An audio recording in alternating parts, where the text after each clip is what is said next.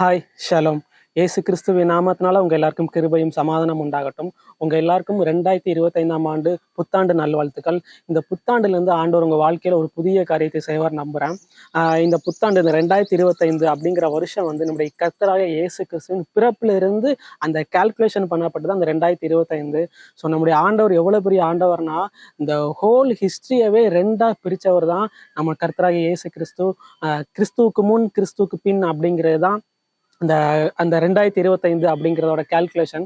இந்த புதிய வருஷத்துல ஆண்டவர் ஒரு வாக்கு தத்தத்தை நமக்கு கொடுத்துருக்காரு. அது உங்களோட கூட ஷேர் பண்றதுக்காக வந்திருக்கிறேன்.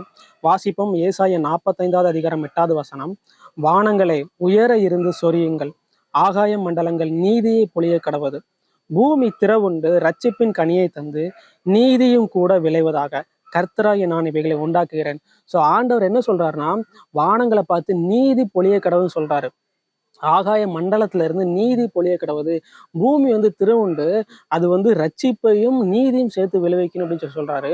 எங்கெல்லாம் ராஜ்யம் அப்படின்னு ஒரு விஷயம் வருதோ, ராஜ்யத்துக்கு கூட நீதியும் சேர்ந்து வரும்.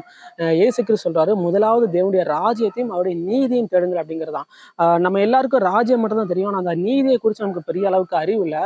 ஸோ நம்ம ராஜ்யத்தை தேடும்போது கூட நீதியும் சேர்ந்து தேடும்.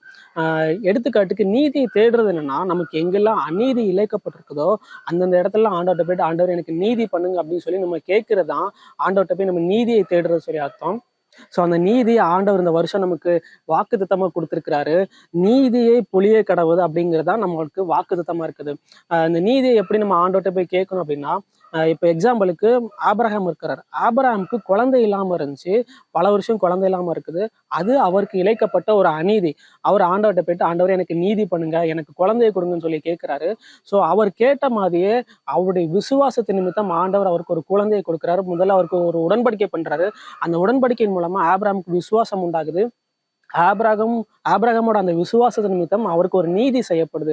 அந்த நீதி தான் ஈசாக்கு. ஸோ அந்த நீதி வந்து அவருக்கு குழந்தை மூலமா வருது. ஸோ அதே மாதிரி உங்களுடைய வாழ்க்கையில் நீங்க நிறைய விஷயங்கள் நீங்க இழந்திருக்கலாம், உங்களுக்கு அநீதி இழைக்கப்பட்டிருக்கலாம், உங்களுக்கு வர வேண்டிய லேண்ட் உங்களுக்கு வராம இருக்கலாம், இல்லை உங்களுக்கு ப்ராப்பரா வர வேண்டிய சொத்து உங்களுக்கு வராம இருக்கலாம், இல்லை உங்களுக்கு வர வேண்டிய கற்பத்தின் கனி உங்களுக்கு இன்னும் வராம இருக்கலாம், அது தடைப்பட்டு இருக்கலாம், இல்லை உங்க வேலையில உங்களுக்கு ப்ரமோஷன் இன்னும் வராம இருக்கலாம், உங்களுடைய சரீரத்தை சுகம் இன்னும் வராம இருக்கலாம்.